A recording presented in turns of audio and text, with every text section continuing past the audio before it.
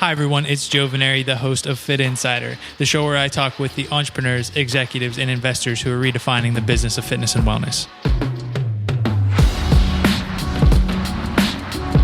Today, I'm joined by Matt Taylor, CEO of Tracksmith.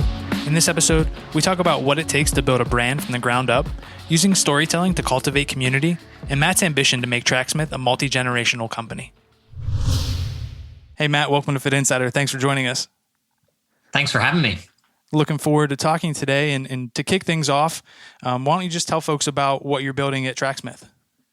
Yeah, so Tracksmith is a running apparel and accessories brand built on really a deep love for the sport. We launched in 2014 in Boston with a pretty simple founding ambition, which was to craft the most considered products on the market for committed runners and those who are sort of pursuing personal excellence, those who sort of have made that leap of sort of, someone who maybe runs a little bit to actually wanting to get faster. And so, yeah, it's been coming up on 6 years and it's been a lot of fun.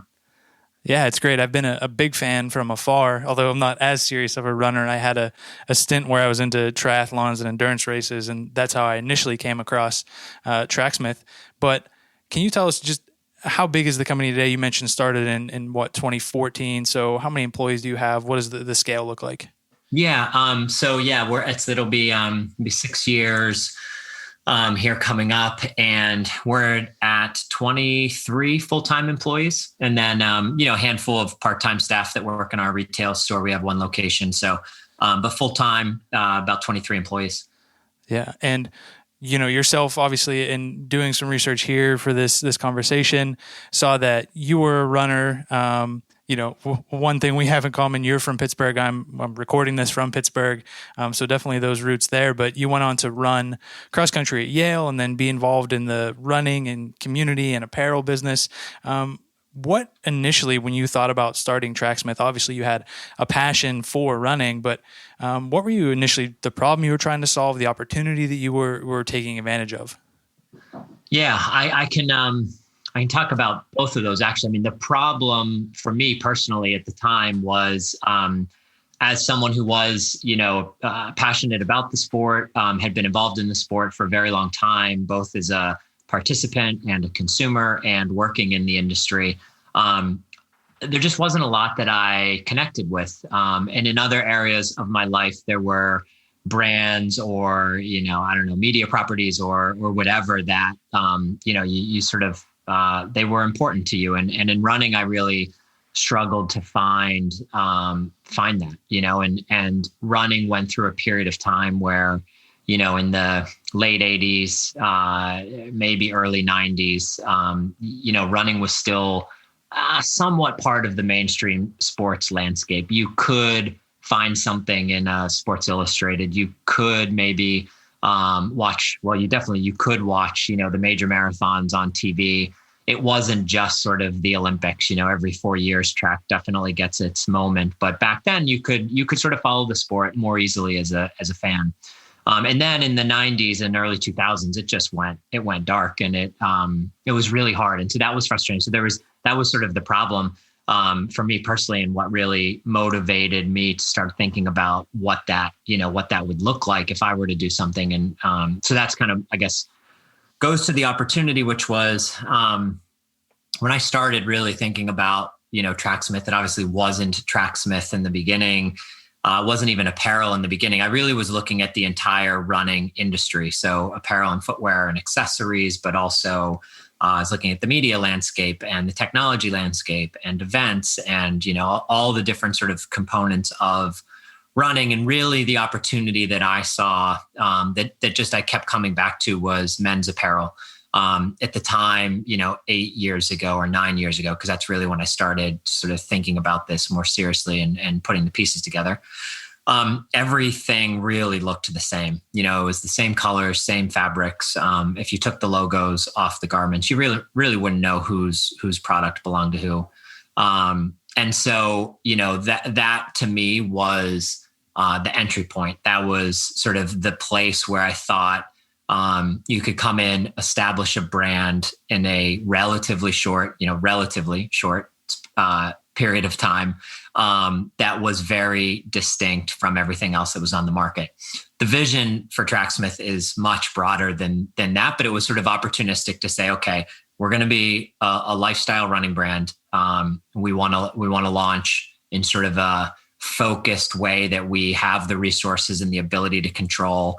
And so we did that. And then obviously we've, 9 months later or so, we introduced our women's product. And that was in the works before we even launched. It was just sort of super focused and a conscious decision to say, let's do men's apparel. It gets the least amount of resources at all of the other running brands. Footwear is king. And women's apparel had sort of become much more competitive because of the rise of Lululemon and Athleta and brands like that. And so men's apparel just sort of, wasn't important. And so there was an opportunity there. You said there you thought about kind of every angle of the industry, from events to technology to apparel was certainly part of it. And then you also said the vision is much bigger than even maybe what is on display today. So maybe what is that bigger vision?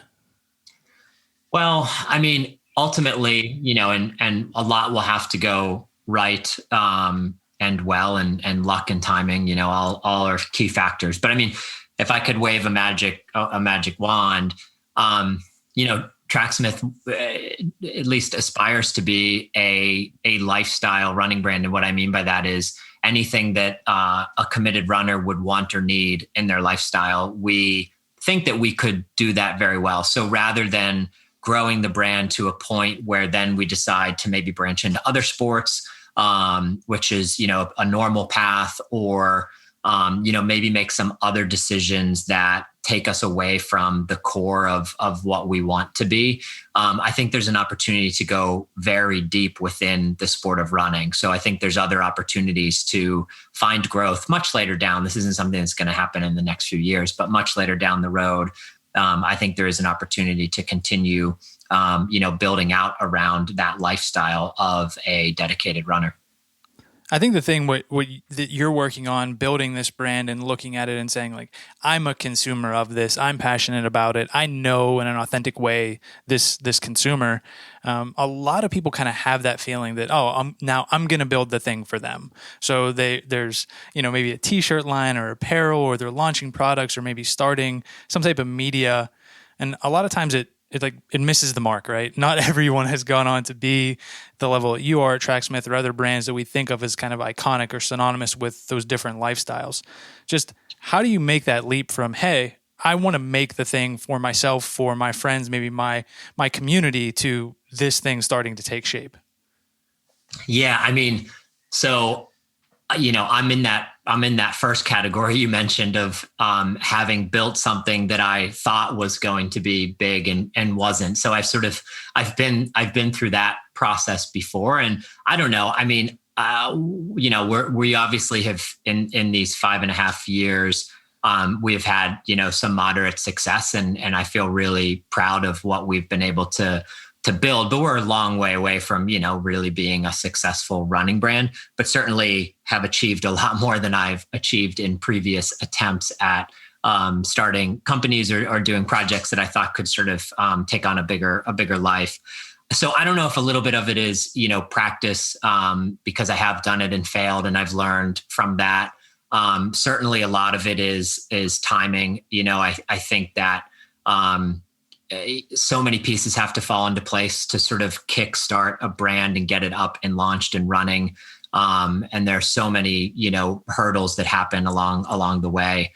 I think there's a lot of those types of factors that people don't often want to give credit to. It's like, oh yeah, I did this because we worked hard, and it's like, yeah, we've worked hard, but we also got a little bit lucky. We had timing on our side. We're actually right now living through a bit of a boom in running, right? Because of COVID, more people are running than they were previously, and we started to notice that in our business. And so I will say that the difference between Tracksmith and maybe some of my other attempts was a laser focus on exactly what I wanted to do this time.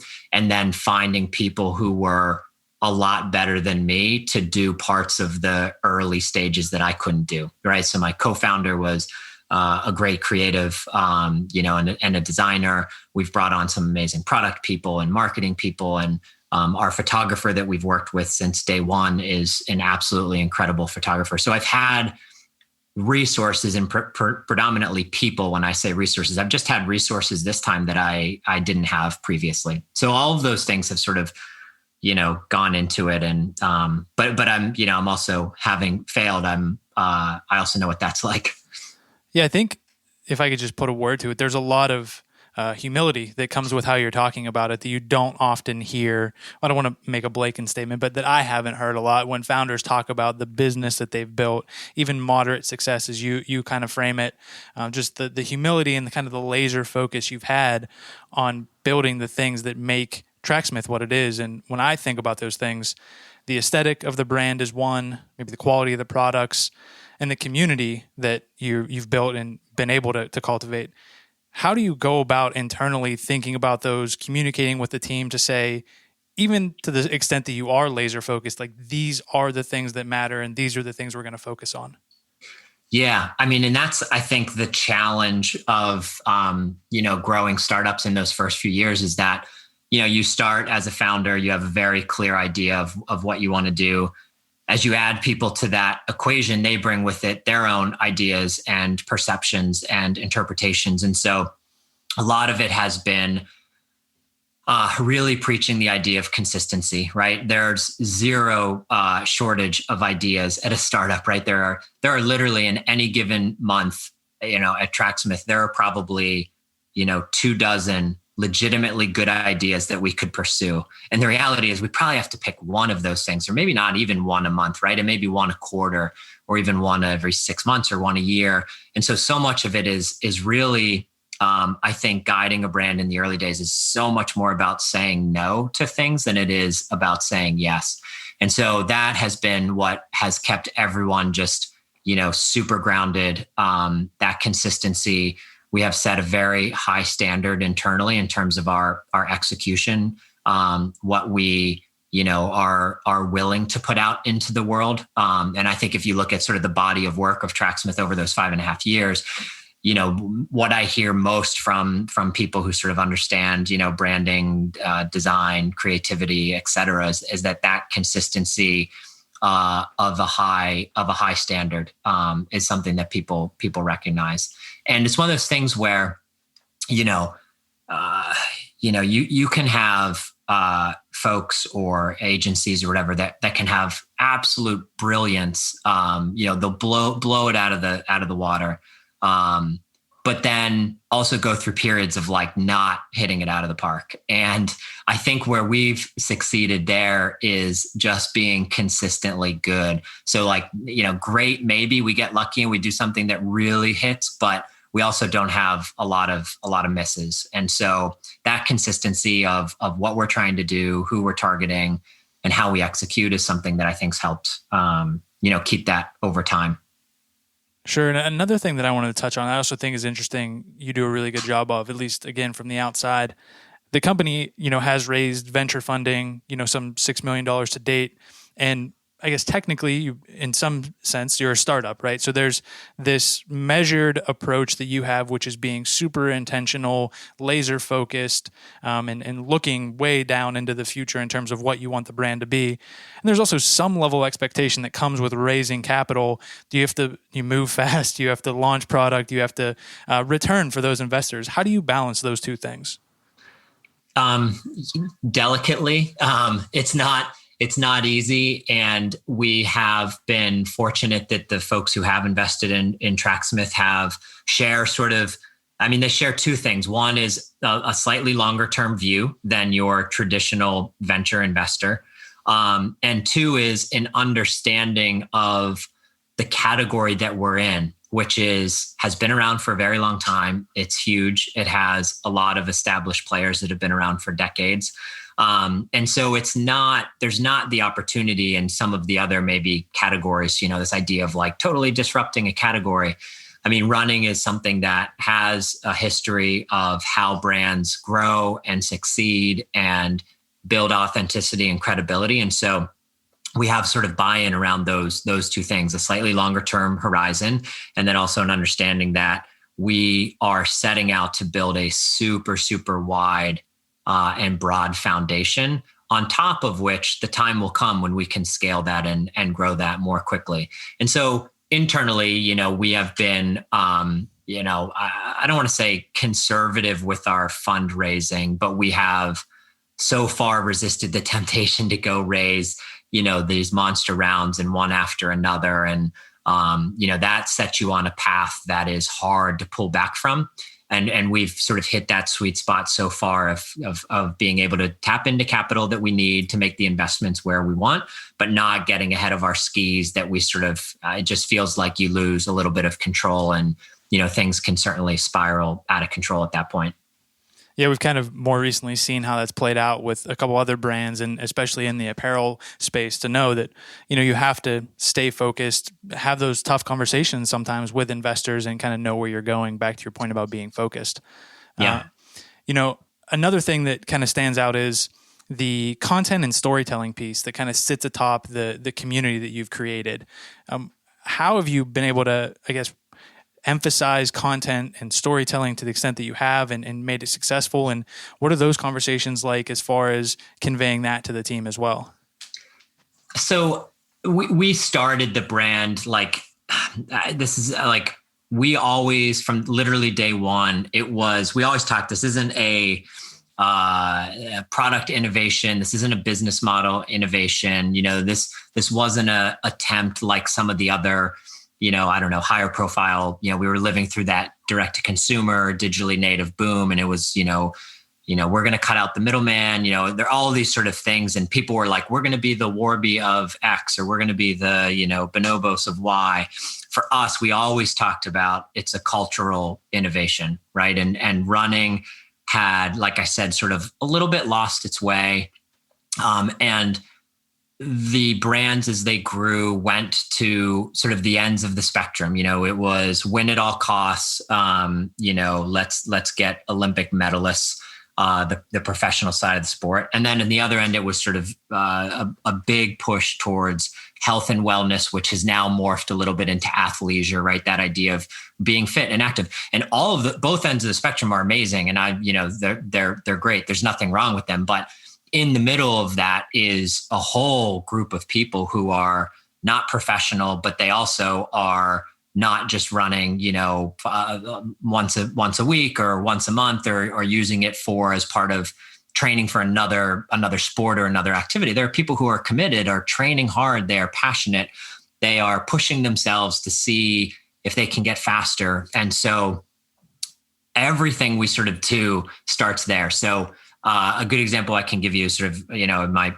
previous job, a lot of times, and in a lot of the companies, the product team may go make some products, and then they sort of hand it over to the marketing team, and the marketing team has to build a story around it. And so we've started from the beginning, when you root it in the culture of running, and, the seasons and the calendar and the schedule and what it's like to have a build up for a marathon. When you sort of approach it that way, you build story into everything you do from the beginning. So that's how product starts at Tracksmith, with, what time of year is it? What's going through the runner's mind? What is a specific need that we're trying to solve? And so that, because we've sort of built the brand around that way, storytelling is not sort of something that is a separate, department within the company that we sort of throw things off to. It's literally integrated into everything we do. And we're story led, and we're creatively led, and that drives everything that we do as an organization.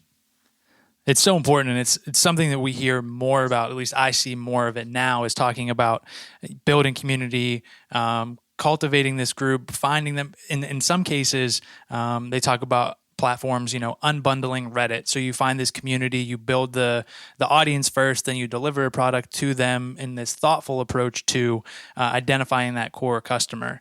And it's something that has led to some really interesting conversations with other operators. And I'd like to get your input is, this idea of, do brands build community, or do they tap into existing communities? Or maybe is it some combination of both? I think you can do both. I think you can, there's probably a spectrum there as well, right? I think we certainly, I'd say, tapped into an existing community that wasn't getting the attention, maybe. And this goes back to what I was just saying. So that group in the middle, right, that was passionate about running and was, training and racing and trying to get better. And so we sort of obviously identified that, that runner is being overlooked by the majority of the brands in our space in terms of the messaging and the product that's made for them and the marketing and the community and the events and all of those things. So we sort of, I'd say, tapped into and then have tried to support and elevate a community that already exists. I think another great example of this maybe is like Glossier, right? Where there obviously were beauty enthusiasts, that audience existed, but maybe wasn't being catered to by this sort of legacy beauty brands and the idea of the mall, department store makeup counter. And so they sort of had that community and were able to tap into that, but then they supported and elevated and gave that community and that audience a platform, and have built, a really strong brand on top of that. Sure. And this isn't exactly an apples to apples comparison, but just kind of in the call it apparel space. There was a lot of, I don't know if it was controversy, but kind of conversations around outdoor voices, hit some turmoil. And they had always said that the community is so strong. The community is so strong, whether it's events or online. Maybe it didn't play out to be as strong translating to sales. How do you quantify what you're doing from a community perspective, from the events, from the activations that you guys put on? So that is something that is, it is very challenging to have that sort of direct correlation. And, attribution is like a whole bundle to sort of, try to figure out. And some folks can do that really well and some can't. We certainly look at, one is sales. I mean, when we have done things that are community or content or event based, we see a lift in the business. So if we execute those very well and sort of on brand, we see a lift in the business. So an example would be the very first time we did a pop-up, and that was in 2015 at the Boston Marathon. And this was before, I'm not suggesting we invented pop-ups, but certainly within the running space at that time in 2015, all that existed was the expo. And instead of going into that expo environment, which is not a great environment for a storytelling brand and a premium brand and a brand that wants to have a authentic interaction with customers, we created a pop-up and built an experience that felt like the experience that we wanted to create. And the response to that was extremely positive. And not only did we sort of see obviously like good sales that weekend of the Boston Marathon, but we sort of saw the business as a whole lift after that. And that created sort of like the new high watermark or low watermark of the business, right? And so every time we've done things like that, where we've engaged and put a lot of effort from our side into those types of events, we've seen a lift in the business. There's sort of become these like mini inflection points in the business. So that's how we look at it. We can also sort of do the same thing on the content side. So when we launch a product or a collection of products and we wrap that in a story like Camp Tracksmith, where we took a bunch of athletes up into the woods in Vermont to a training camp and, documented their weekend. And we had a film and we've got a lookbook and we have product that fits that story. When we do those things right and sort of hit on all those different elements, we see it in the sales. And then we also see it obviously in growth of our, social media following and other things. But that's kind of how we try to look at it. Yeah, I think there's been more than one time where I've gotten, I think previously it was a magazine that you all put out, or the different kind of magazine style lookbooks, as you call them, where they were on the coffee table with like a Kinfolk magazine. They were definitely there and displayed prominently, and it kind of, speaks for itself in terms of the value of that content and focusing on that. On the topic of kind of the core consumer and being a premium brand, one thing that I thought was interesting a few weeks back, I was talking to Strava's co-founder, Mark Gainey, and he said specifically that Strava started and they focused on cyclists and triathletes because they knew that they spent a lot of money on their sport, which I can attest to. Certainly that happens. It's very expensive to get into. And he said they didn't focus on runners because they primarily spend the money on their shoes. But aside from that, they don't tend to spend as much on gear. Well, I guess, one, do you agree with that? And does that impact, what you're thinking about from a pricing and merchandising perspective? Yeah, I mean, it all comes down to the scale of those things. So 100%, someone who's, into cycling or triathlon is spending a lot more money, but there are way fewer triathletes and cyclists than there are runners in the world. And so while that market is a very high spending segment, there's not as many of them. So that's one answer. I guess the other is that when, part of the hypothesis was when I was starting was that, footwear was driving the market, but we were seeing sort of a bit of an explosion in sort of fashion and just generally people caring about how they looked when they left their homes. And, that was the rise of a lot of, in this case, menswear brands at the time and also women's, which always obviously has driven fashion very strongly. And so we sort of looked at that and said, okay, if, everyone is starting to care about this in all other areas of their life, and then you go look at your running clothes and you look like a Power Ranger, going out on the Charles River, is that going to change? And that was kind of a, obviously like an assumption we made and an instinct that we had. And I would say that that's held up. And so, yes, the old idea of runners are cheap and they'll go out in any pair of old, shorts and a race t-shirt from their high school days, that stereotype has been around. And, for sure, there are plenty of people like that. But I think there has been a shift in people who care not only about the aesthetic side of it, so just stylistically, wanting product that's a bit more understated, a bit more timeless. I think what happened was running got caught up in that idea of like the fashion cycle. And so, the big retailers were really pushing the brands. They need something new every season. And so colors were changing. And, if you look back in time, you can look at product and say, oh yeah, that was from, the early 2000s, or I remember that color orange. That was, that one season.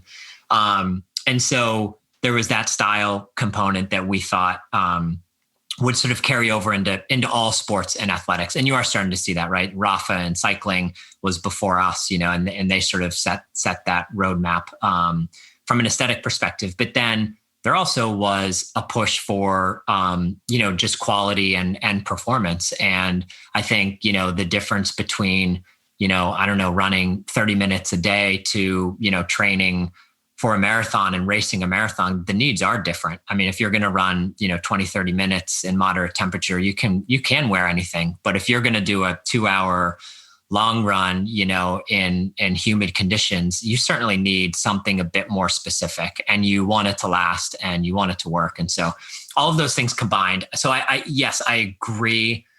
I agree that triathletes and cyclists spend a lot more money and that runners will spend a lot of money on their shoes. But we've certainly seen a shift on the apparel side of things as well.